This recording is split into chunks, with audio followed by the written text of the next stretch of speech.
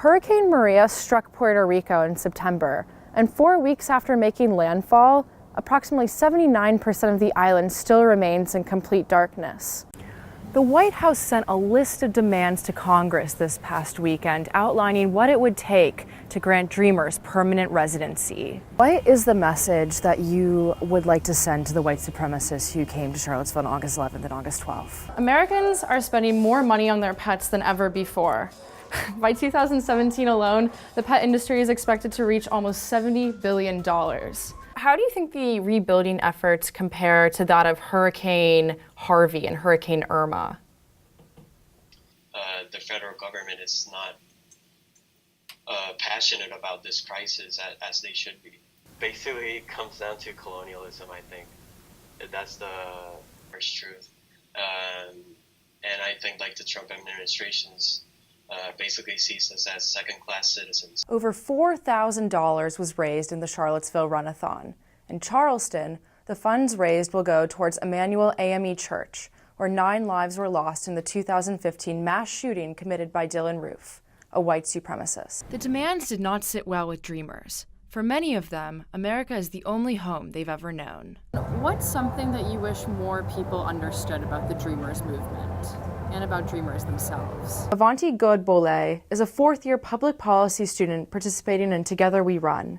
She's received pledges from friends and family and hopes to raise $200 on the promise that she runs 4 miles. So I think a lot of UVA students, especially 4th years who have just seen the school already go through so much, we were especially affected by what happened over the summer. And if another life is lost to this, it's just going to be absolutely ridiculous. This is modern day terrorism. Together We Run is a series of run-a-thons that support local social and racial justice organizations. These tragedies don't just happen in Charlottesville, they happen all across the South. 4th-year commerce student Andy Page started the idea over a group message with some friends. He says that he wanted to invoke some positivity from the community in response to the Charlottesville tragedies. After a week or 2 weeks, people just kind of forget about it. And so I wanted to do something that was not just bringing people together, but actually creating some good and giving money to these organizations in each of these cities that are really doing truly amazing work. What do you expect students to take away from the Together We Run run-a-thon? If you see something and you disagree with it, you can do something about it. Susan Bro, mother of Heather Heyer and chairman of the Heather Heyer Foundation, says their current mission is to grow an endowment to fund as many student scholarships as possible.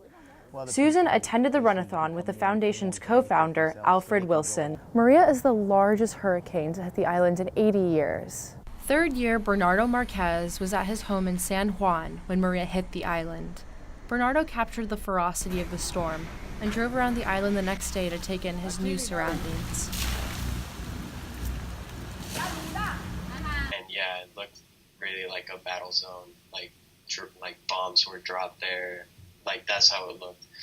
6 weeks have passed, and even after the Trump administration has claimed to be moving quickly with relief, Puerto Ricans lack the basic necessities of survival, such as food and access to clean drinking water. There's no electricity.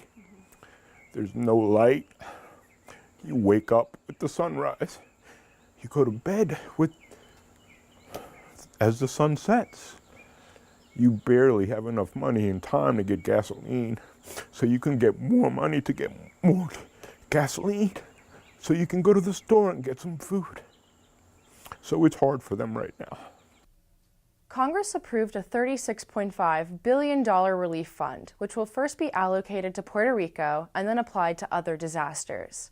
But that's not good enough, according to experts from the United Nations, who criticize the lack of urgency Washington has expressed compared to relief efforts in Texas and Florida. Thousands are displaced, hospitals are closed, and relief is nowhere in sight.